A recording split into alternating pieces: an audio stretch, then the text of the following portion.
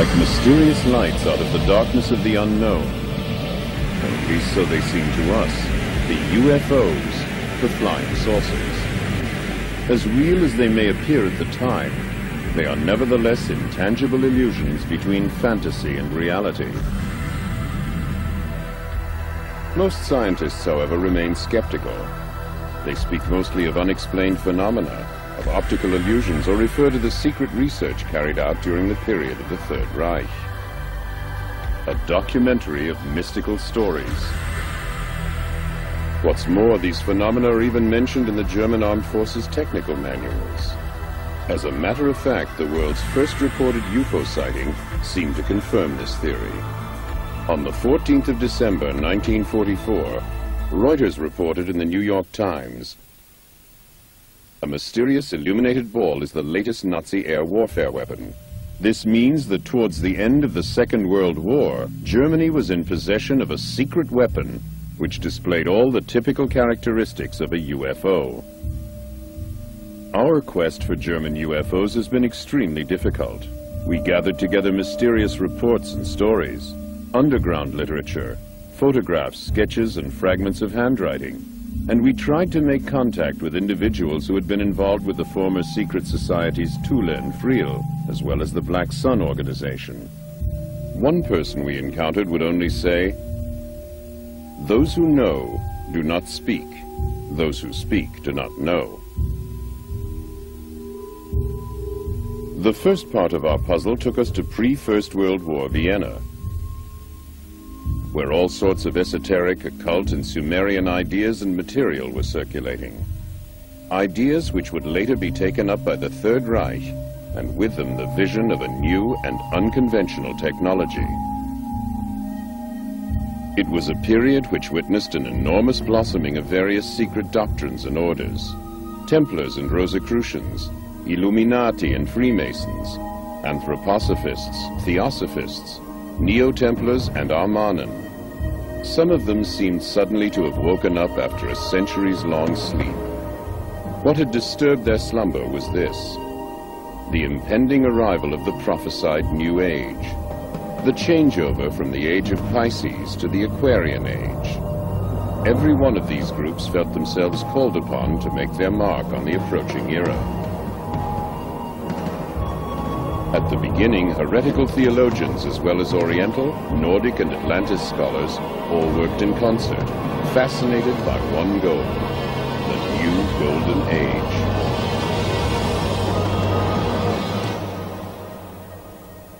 Transcending good and evil. From the beginning of time, this concept has triggered a conflict in the spiritual world, between light and darkness, between white and black magic, between occultism and wisdom. Our Earth and its spiritual dimensions, which are the thoughts of humanity, are the mirror of these conflicts. Each time every human being makes a decision, he is faced anew with the choice between two paths: the white road of unselfish love, or the black road of selfishness, which ineluctably leads to doctrine. Every individual who comes into contact with higher learning considers himself basically good. And yet, the two principles are still within him, obligating him to examine which thoughts and deeds he will use to serve which power.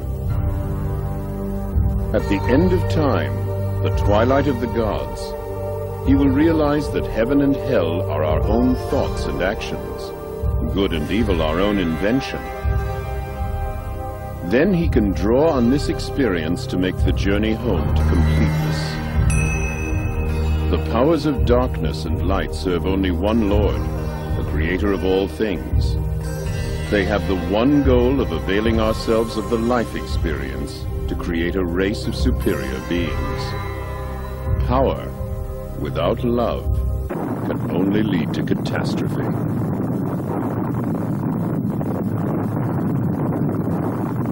Back then, a young man came into contact with all these secret teachings in Vienna: Adolf Hitler. He read all the books and other literature he could find on these subjects. Hitler soon evolved a vision whereby he realized the world would have to be reforged to pave the way for a new age. The way was now marked out for the steps he would take. The sole power that seeks renewal and yet creates destruction. By the same token, this period would also see the development of positive knowledge, which would lead to the creation of a comprehensive technology. And once again, our search for clues in our quest for the alternative technology, supposedly responsible for the German UFOs which would appear later, led us back to Vienna, to the year 1917. 4 men and a woman met here in the Viennese cafe Schopenhauer. The young Maria Ortisch, a spiritualistic medium from Zagreb, the student and fighter pilot Lothar Weitz, the occultist, orientalist and officer Karl Haushofer, Rudolf von Sebottendorf, an occultist who had recently returned from the Orient, as well as Prelate Gernot from the Order of Knights Templar. Their subject was the coming of the New Age.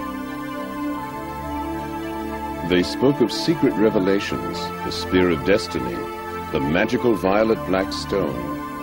They discussed the possibility of making transmedial contact with the ancient Germanic and Babylonian deities, Ishtar, Ostara, and Isais, and of communicating with distant worlds, not only on this side, but also on the other.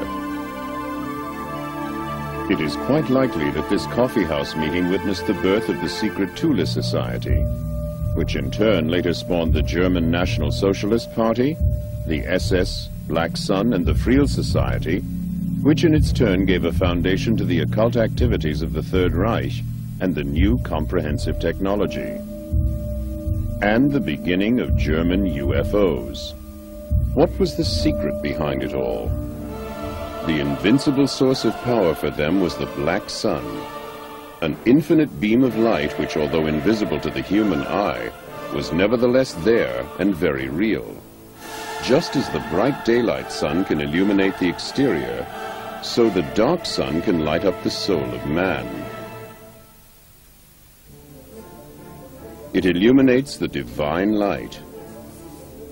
To this very day, the occult philosophy of the Third Reich is veiled under a thick cloud of mystery and secrecy. Its leaders were drawn from the ranks of the Thule Society and the SS. In many ways, their ideas differed significantly from the accepted National Socialist Party line. Their emblem was the Black Sun. A secret philosophy thousands of years old provided the foundation on which the occult practitioners of the Third Reich would later build. The Black Sun symbol can be found in many Babylonian and Assyrian places of worship. Even the Phoenicians and the Carthaginians knew of the symbol and the beliefs that it represented. The Babylonian and Assyrian civilizations often depicted the Black Sun, the Godhead's inner light, in the form of a cross. Assyrian kings wore an insignia which in no way differed from the one more commonly known as the German Knight's Cross. This means the origin of this cross is many thousands of years older than Christianity. We have no way of knowing just what exactly was going on in the minds of the occultists of the Third Reich, and to what mysterious ends their ideas would lead them. Perhaps they believed in the ancient prophecy of the New Babylon, which would rise again in some unspecified centrally located country when the third Sargon would return. The secret knowledge and the prophecies which the Knights Templar had brought back with them from the Orient had been slumbering for centuries, waiting for the time of fulfillment to approach.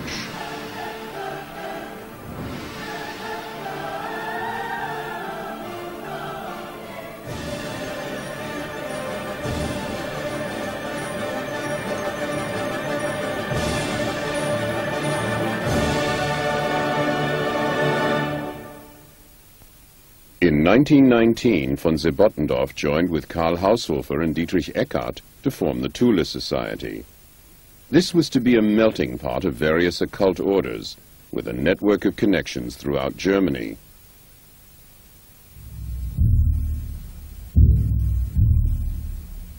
The center was to be in Munich. Many members of the Thule Society formed themselves in active opposition to the short-lived Socialist Republic of Bavaria.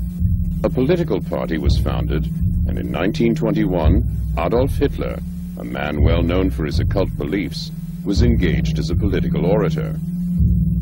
Inspired by members of the Thule Society, Hitler's plan for a 1,000-year Reich was born. The increasing political ambitions of the Thule Society resulted in a number of smaller groups going their own way. One of these groups was the Vril Society. Towards the end of 1919, a select group of people, members of both the Thule and Vril societies, met in an old hunting lodge near Berchtesgaden. Taking a prominent part in the proceedings for the first time was Dr. H.O. Schumann, a man whose area of expertise would today be called alternative energy. Nevertheless, the leading figure was the medium Maria Ortisch. A second medium was also present on this occasion, the 18-year-old Sigrun. Maria Ortisch presented texts she had received from her spirit medium, one in the Sumerian alphabet and the other in the secret code of the Knights Templar. Both texts had already been translated. Were they messages from the gods, or tidings from some alien civilization? Construction plans for the development of some new advanced technology which would enable mankind to reach for the stars? From now on, the members of the Vril Society devoted themselves wholeheartedly to the realization of what must be one of the most bizarre ideas that ever occurred to the mind of man. The construction of a time machine that would transport them to the realms of the beyond and bring them face to face with the gods themselves. We don't know just exactly how far they got with their machine. The experiments carried out lasted almost 2 years. What we can say for certain is that the machine was the inspiration behind the Vril levitation power unit. At the beginning of 1924, the machine was dismantled and taken to Augsburg in southern Germany for storage, perhaps to the Messerschmitt aircraft factory.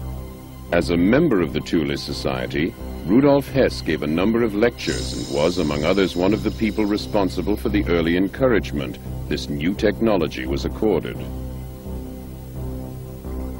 In all things, we are able to recognize two principles which decide upon matter and events: light and darkness, good and evil, creation and destruction. These two principles, the creative and the destructive, determine our technical means.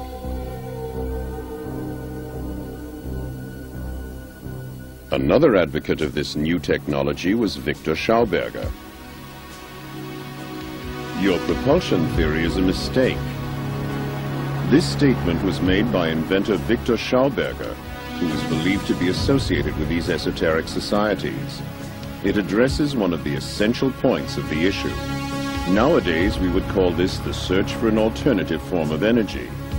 Back then, however, there was much more at stake, namely the quest for another science, a radically different technology.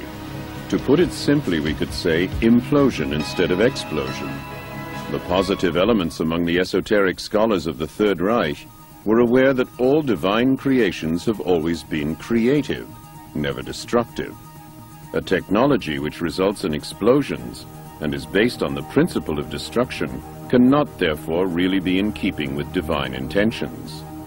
All internal combustion engines, for example whether piston engines or rocket propulsion systems, work on the principle of an explosion, in other words with destructive capabilities. Their ultimate effect is sure to be destructive.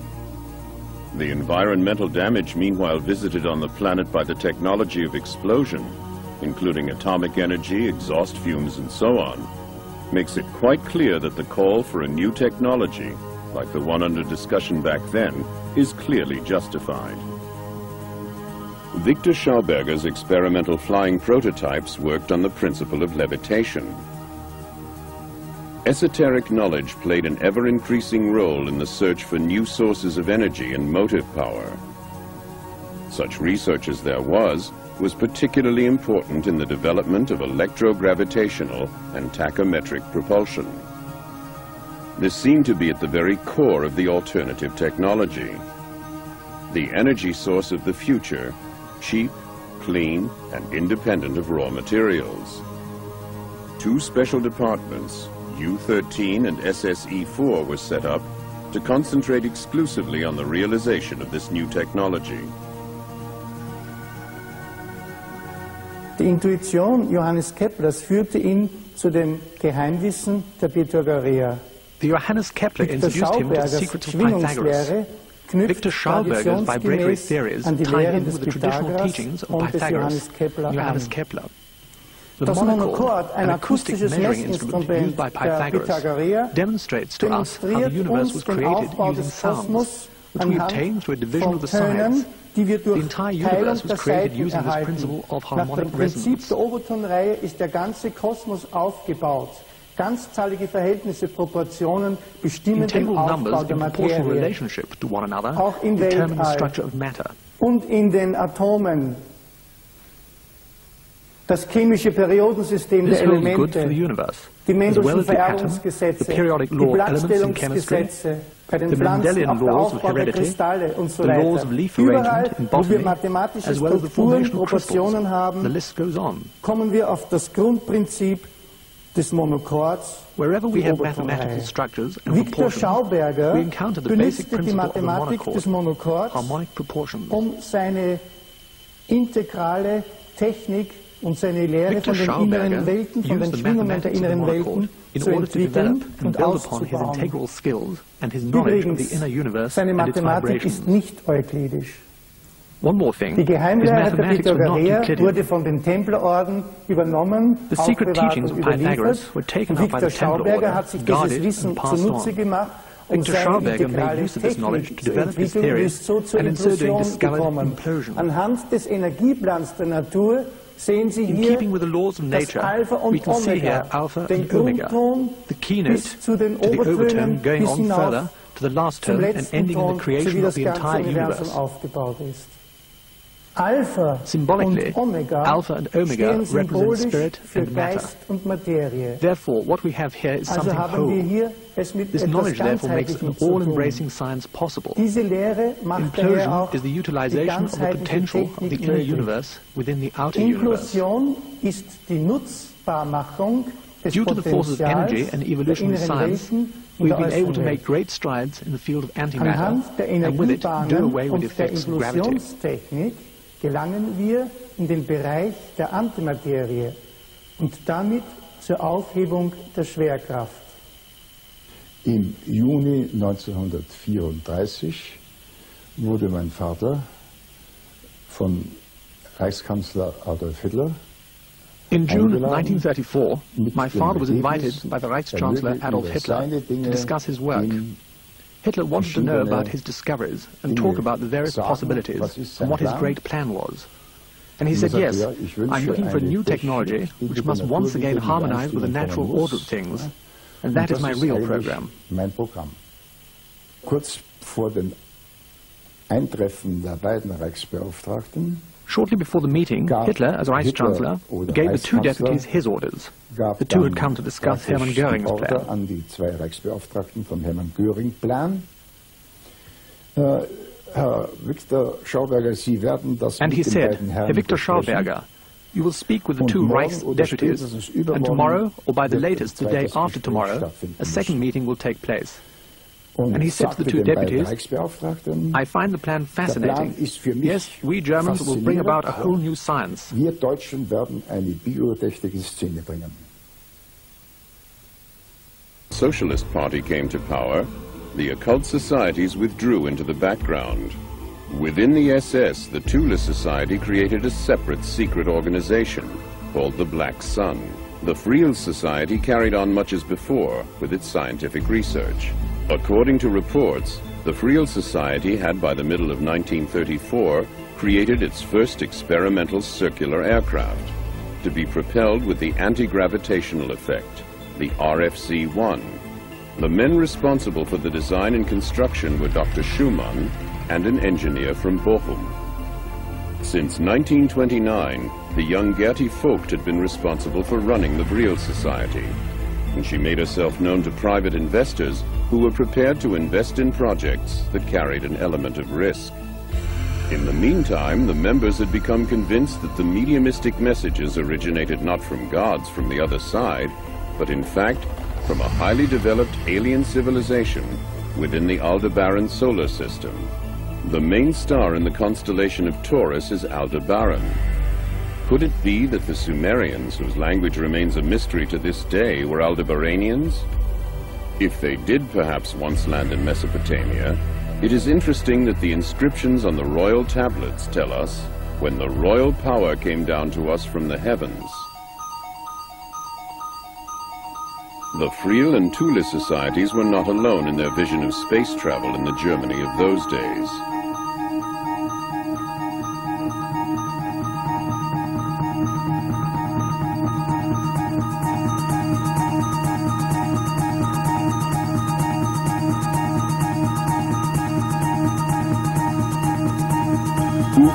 The German national film company, released a motion picture called The First Woman on the Moon. The first space rocket was then built by Werner von Braun and Hermann Oberth with UFA movie money. Many German scientists studied the possibility of traveling to the stars. Before the end of 1934, the Friel Society had built its first light aircraft, the RFC-2 round aircraft. It was fitted with an improved Friel propulsion system and, for the first time, magnetic impulse steering. It measured hardly more than 16 feet from end to end, but it worked. It already possessed two typical characteristics of UFOs: the optical blurring of the contours when accelerating, and the colored lights depending on the level of power applied: red, orange, yellow, green, white, blue, or violet. Despite its advanced flying capabilities, the RFC-2 remained virtually unnoticed by the political leadership of the time. The same fate was to befall the first jet-propelled aircraft 4 years later, the HE-138, the HE-176, and the HE-280. Only the SS showed a slight interest in the work of the Friel Society. Its own Black Sun formation had meanwhile set up Research Department 4, SSE-4 for short, which was responsible for coming up with alternative sources of energy. What is certain is that their aim was to make Germany independent of foreign crude oil imports. Nevertheless, stimulated by Victor Schauberger and the success of the latest Friel success, SSE-4 now began to construct its own light aircraft.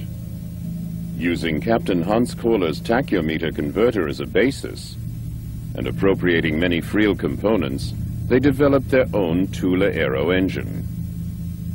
Towards the end of 1938, they had constructed a small propeller-driven light aircraft, the RFC-4, with the express purpose of observing how disc-shaped objects behave in flight.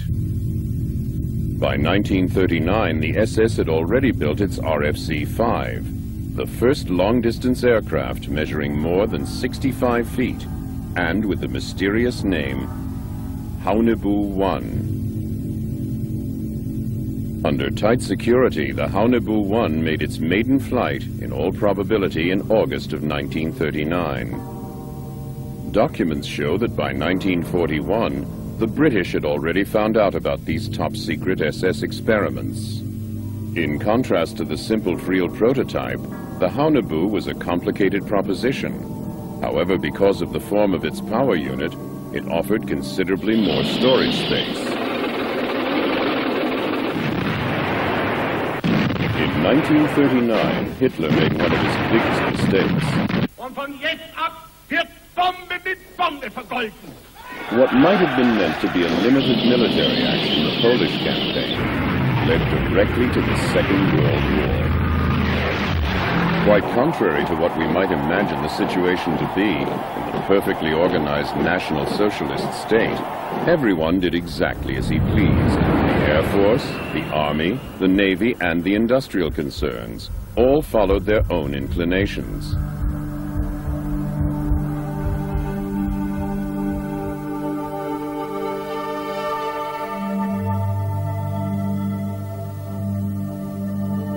competition for armaments contracts became intense. As a result, alternative methods of propulsion found themselves in direct competition with their more conventional counterparts. A sort of compromise was achieved with experimental flying saucers like the RFC-7. Wir haben Transporte gemacht, auch vom Kampfgeschwader 26. Und zwar haben wir Torpedo geholt von Kiel, heute now. The 26th Fighter Squadron had been ordered to fly from Kiel to Norway in order to resupply the 30 Fighter Squadron, the Bamba command. On return flight to Hamburg, I took a model of my aircraft design with me, and taking advantage of the opportunity, actually had it forwarded to Ernst Udet in the Reichsministry in Berlin. Zum Reichsluftfahrtministerium nach Berlin an Udet. Udet hat dieses Modell weitergegeben an Udet passed this model on to the research establishment in Peenemünde, where tests were later carried out. Over and over again, I later heard reports from people who were working in Prague on the construction of flying discs, and progress in this field was actually being made. I also knew that Habermohl and Schriever were in possession of my model and had begun work on its practical applications. Mein Modell praktisch bekommen hätten zum Ausarbeiten, zum Rekonstruieren.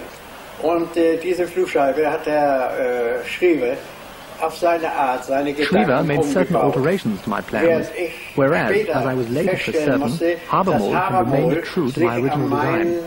The second prototype was a flying disc, 42 meters long, and was built by Miete Beluzzo in Breslau. Ein zweites Modell wurde gebaut, eine 42 Meter große Flugscheibe wurde gebaut durch Miete und Beluzzo. Und zwar in Breslau. Und diese Flugscheibe sollte dann, this flying disc, as I discovered, was flown to Spitzbergen in Norway and should have returned to Rechlin on a directional beam with an unknown transmission frequency and code word. Sendeskala, eine Nummer für den Sender, nicht, was überhaupt gar nicht benutzt wurde von anderen, sollte auf diesen Richtstrahl die Flugscheibe due to a bad landing in Spitzbergen, it was damaged and was unable to complete the return flight home. Zerstört worden, weil die ist heftig abgestoßen und konnte dann nicht mehr zurückfliegen. After that, I drove into the hills just outside Prague, where the secret testing ground was supposed to have been located. I had my Leica A camera with me, when suddenly I saw such a flying saucer. I was wounded at the time, so I know that it was November, December, although the test flight was not due to take place until the following February. Someone had made an unscheduled test flight, and this is what I saw coming towards me. It had no wings, absolutely none. I took a photo and wound on the film, but it was already directly over me. Then I took a second photo, and I could see that it was a flying gyroscope, a flying saucer. Eine Flugscheibe. Apart from the conventionally powered flying saucers to be seen at this time, there were indeed other UFOs cruising the skies.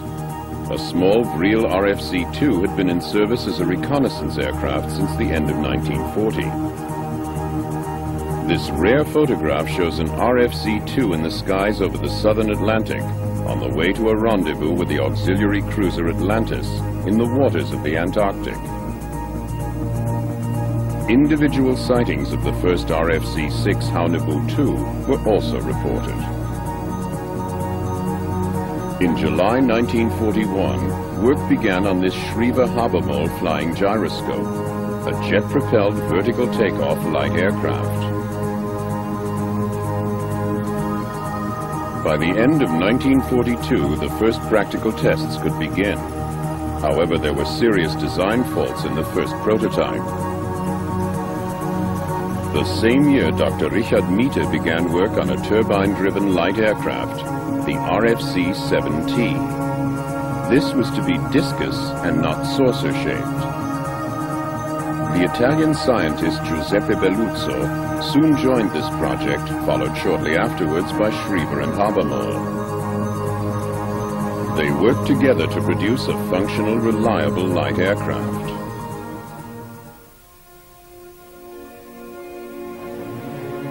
And so, on the 17th of April 1945, Richard Miete was able to report to Adolf Hitler, "Today, under my direction, and in the presence of 3 Luftwaffe officers, the V-7 was tested in the skies above the Baltic. The general characteristics and attainable performance of the aircraft were as follows. The V-7 was a supersonic helicopter fitted with 12 BMW 028 turbo aggregate engines. During the first test flight, it reached an altitude of 78,000 feet, and on the second, rose to 80,000 feet. The craft can in principle be powered by unconventional energy sources. My background includes remote sensing technology and the exploration of the UFO phenomena. Over the years, I've had the privilege of being a friend and colleague of the late American Naval Admiral Delfarny, who was instrumental in bringing many of the German scientists to the United States at the end of World War II. As many of you know, there was an executive order given by President Truman in August of 1945, August 15th, 45. And in March of 1946, the State Naval War Committee authorized the collection of German materials relating to experiments of high technology. The operation known as Paperclip was to bring sequestered German scientists privately to the United States in the hope that the Americans could begin a quick start, a catch-up in the areas of V1 and V2 testing. Clearly, the Germans were involved with the building of what many allies considered miracle weapon systems. And so I have had the opportunity of looking very carefully at the documents that detail 2 histories. One, the building of the first space city on planet Earth known as Peenemünde, and the bringing over of some of the best technical and scientific experts in the world, headed by Dr. Wernher von Braun, which led to the placing of man on the moon. And secondly, a closer look at the lesser-known development of what some experts will call the Feuerkugel, the fiery ball, or the disc-like hovercraft that the Germans were experimenting with during World War II, which was known to American intelligence and yet not really appreciated until the Germans began to cooperate with the Americans following World War II in a unified effort to advance mankind into space. The Allies described the various German flashing flying aircraft that they saw as Foo Fighters, fireballs.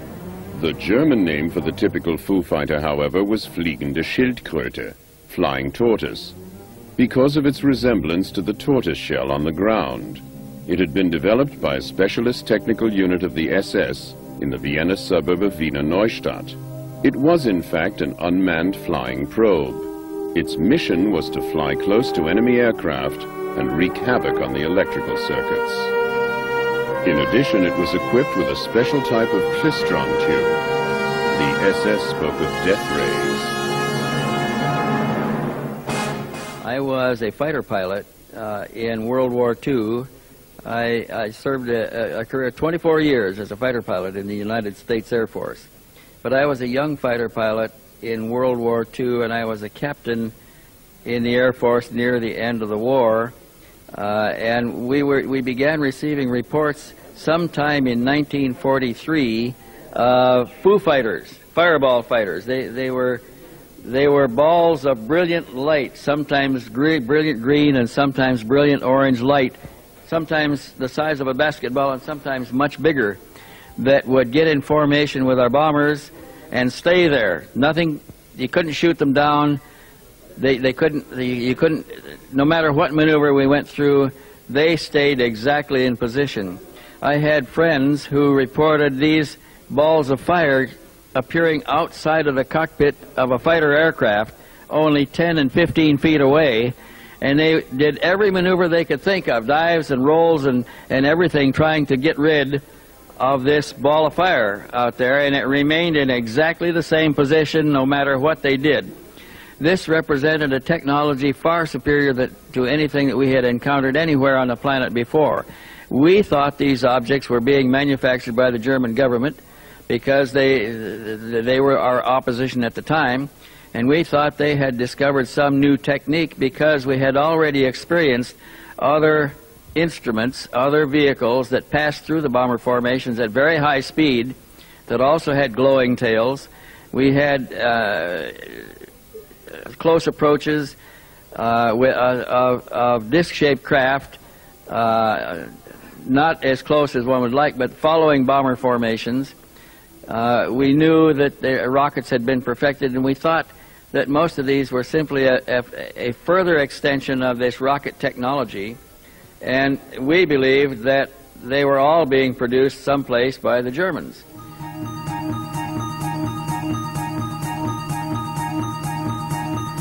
Now let's return to those people who right from the start were responsible for this. In the winter of 1942, a new light aircraft circled the Friel testing ground, the Friel 1. A single-seater with an overall length of 36 feet. In other words, the dimensions of a fighter aircraft, which was what the Friel was intended to be. This also holds true for the armaments. 3 30mm caliber Mk108s and 2 MG17s. While the Friel 1 was being developed and constructed, significant strides must have been made in the attempts to make transmedial contact. There were definite plans already at hand for the construction of a much larger aircraft, the Friel 7. In comparison to Friel technology, the Mita Beluzzo and Schreiber Habermold projects were really still quite conventional. The hybrid use of this technology, some investigators believe, led to the development of the commonly recognized spacecraft known as the Balanzo, the Schreiber, the Methe systems. The first, the second, and the third prototypes of which we see here represent the most commonly seen and observed spacecraft worldwide since 1947. The documentation and personal experiences with many of the German fuel experts, however, suggest that as early as 1935, the Germans were aware that there was life and technology in the universe, and were at least indirectly aware of the possibilities of building their own saucer craft, which would make them basically the first to have opened the window to contact with other areas of higher evolutionary intelligence.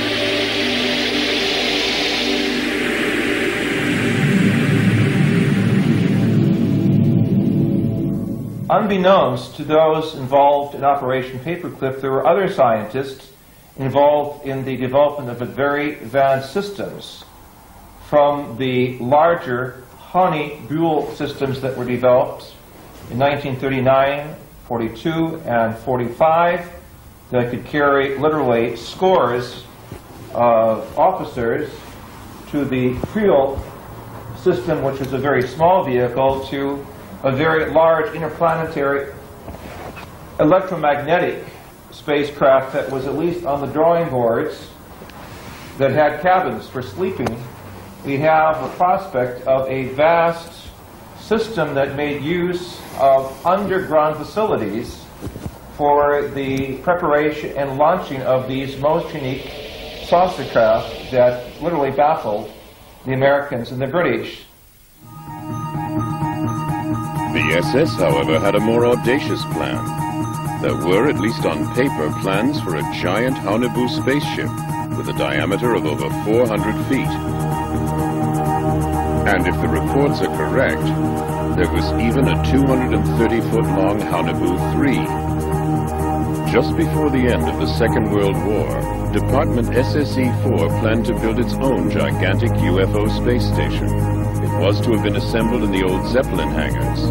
Its name, the Andromeda Machine. Weights of more than 100 metric tons wouldn't have posed any difficulty to the real gravitational engine. Where did the inspiration come? If we look back at the history of the ancient Near East, keeping in mind that the German philosophers were some of the best Orientalists, the work of Friedrich Delitzsch, who was one of the foremost Assyriologists. In his book, Bibel und Babel, the study of Babylon and the Bible, we acknowledge a reference to flying spacecraft. We have the same concepts in the Sanskrit traditions of the Vimana.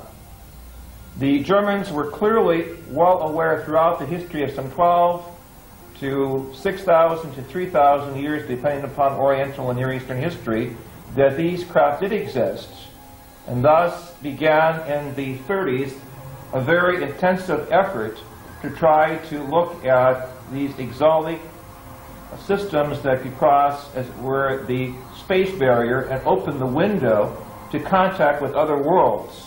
It's this very unique scenario, the contact with other worlds, that is the most important part of the history of the Third Reich. For how does this type of experiment arrive on the scene? That is to say, the genetic experiments. How does this type of experiment arrive on the scene? That is to say, the ability to come up so quickly with such a vast category of different space systems of flight and navigation. How does this system of a global science, that is to say, that gives German experts the ability to make expeditions to Kashmir and to the South Pole, suddenly appear on the scene? Obviously, there are higher connections. Many expeditions were mounted before and even during the war. Not just in the Near East, but also as far afield as South America, such as this one led by Edmund Kiss. And in the remotest regions of Asia, under the leadership of the famous Swedish explorer Sven Hedin. It was the search for traces of a higher knowledge.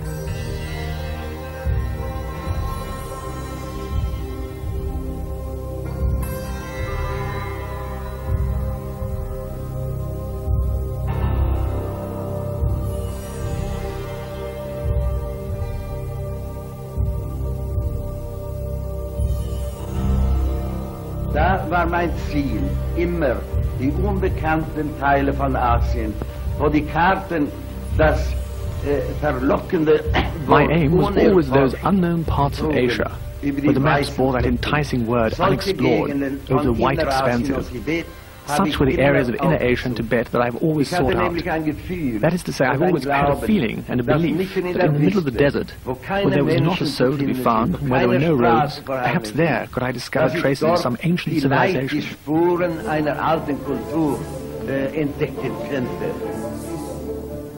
The Vril Society already had its own audacious plan. They got together around Christmas 1943 for a secret meeting in the German Baltic Sea resort of Kolberg. We don't know exactly what was discussed behind closed doors on that occasion. We do know, however, that one subject was right at the top of the agenda. Operation Aldebaran, on which the mediums Maria and Sigrun divulged new transmedial information. Fragmentary though these transmedial messages are, they nevertheless enable us to form an amazingly clear picture of their meanings. Even maps and landscapes of distant planets have been received by medial communication. The Aldebaran solar system is 68 light-years away from the planet Earth. The magical medial telepathic agencies of the Thule and Friel societies have this to report about it. The sun, Aldebaran, has 2 inhabited planets circling it. The 2 together go to make up the Sumerian Empire. On the 3rd and 4th of January 1944, a meeting is believed to have taken place between Hitler and Himmler. The subject of their discussion, the Friel project, the projection of a huge Friel spaceship through the dimensional channel. In other words, a tunnel that was independent of the speed of light to Aldebaran.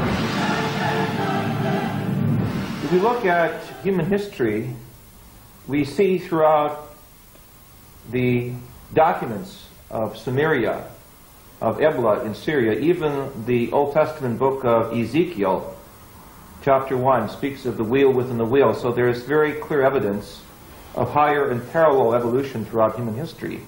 However, it is very clear that the major impact of UFO technology did not occur in 1947 at Roswell, but rather earlier, by some 10 to 12 years in the area of Germany.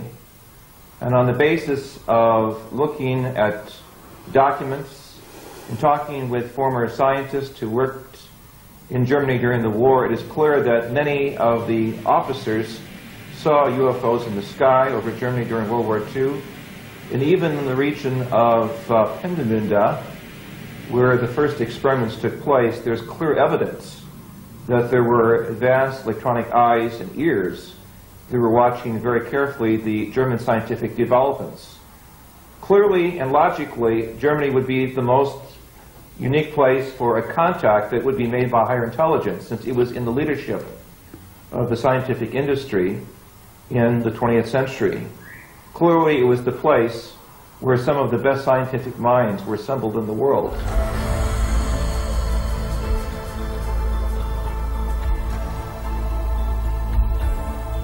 Can we really disregard the possibility that there was an alien influence or contact at work at that time?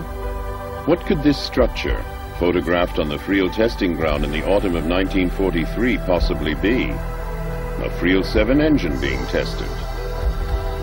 Possibly.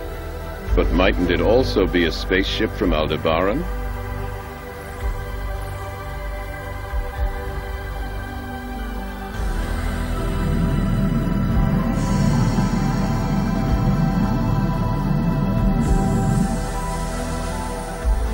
Now, we know that in the early parts of the war, there were certain factions of the Allied forces that did not believe he had a secret weapon.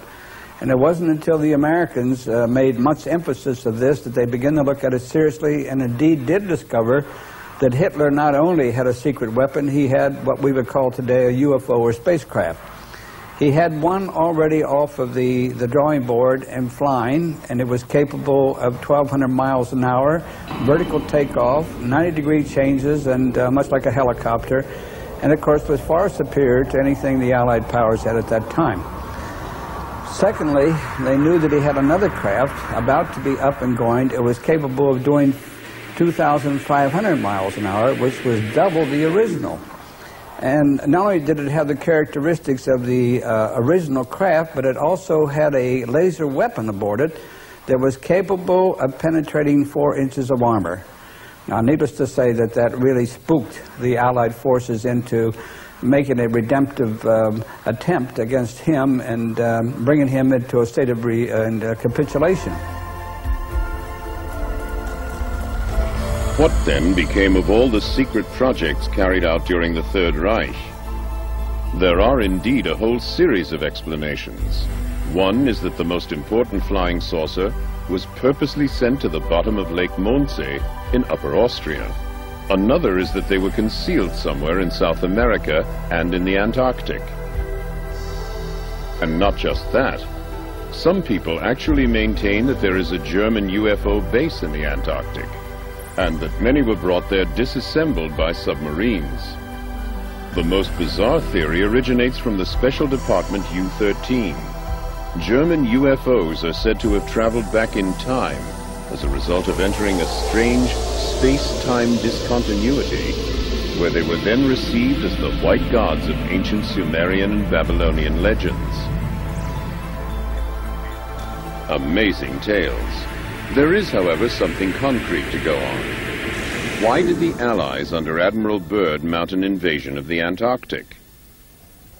I would like to say that among the many scenarios, of course, was the reality that there were some 30 missing German submarines that came from Baltic port areas at the close of World War II.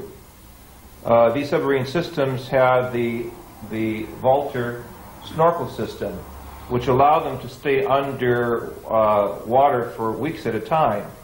And this advanced technology made the German U-boats some of the funnest in the world at that time, as acknowledged by U.S. naval documents.